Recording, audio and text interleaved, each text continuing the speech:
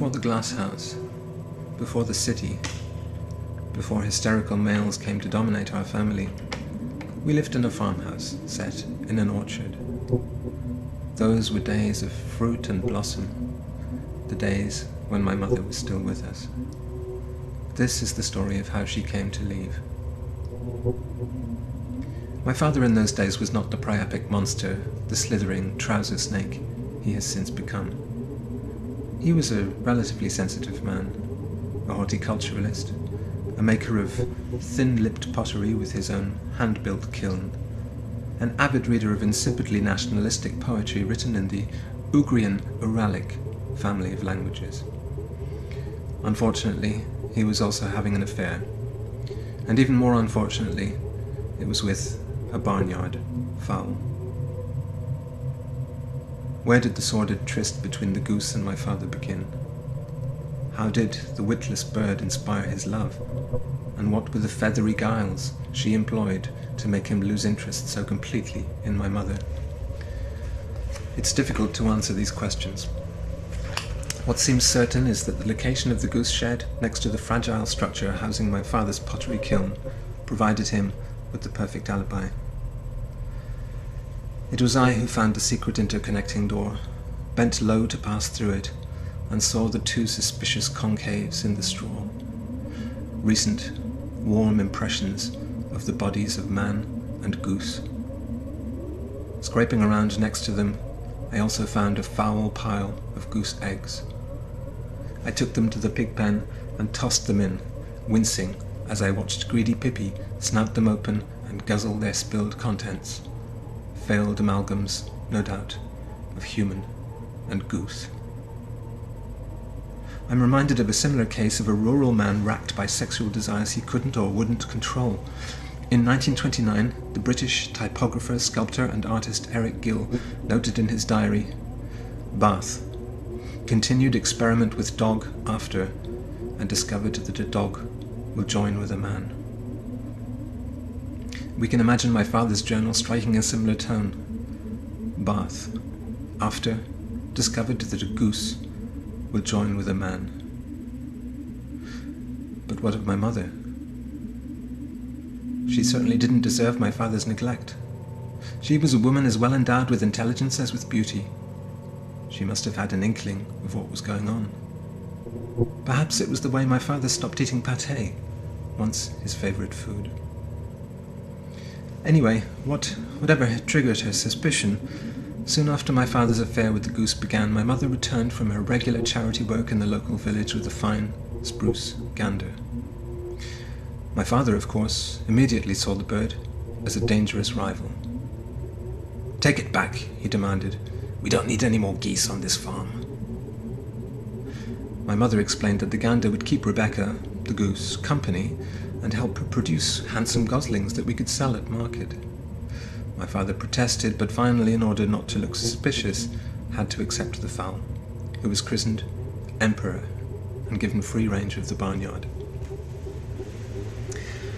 Well, a mere 2 weeks later, Emperor was found with his neck wrung. My father blamed foxes, but what fox wrings the neck of a goose and fails to take a single bite of its flesh? Later, I discovered in his secret diary an account of the murder. Emperor had plunged my father into the depths of depression, a depression fueled by jealousy. "I wish only to die," he had written.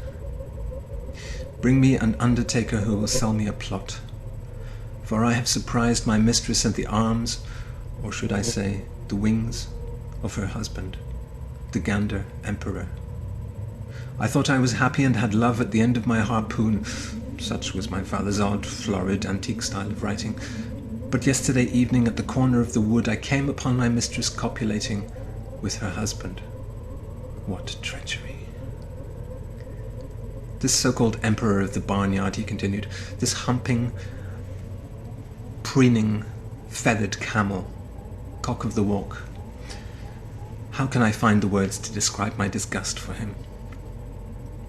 Rage was carrying my father's metaphors to hell in a handcart. "In beguiling his own wife to cheat on her lover with him, he has taken adultery to its logical conclusion. I had noticed that the embraces of her beak were less fierce upon my lips than before. It is all due to him, her husband. Now she will make us offspring who no longer resemble me.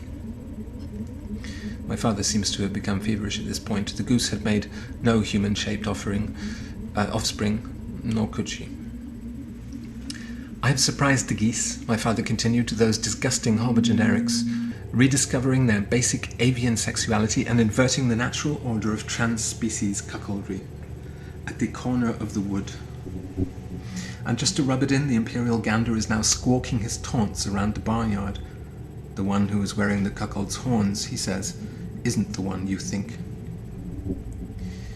How he hisses his derision, and how he mocks me. He will die for this humiliation.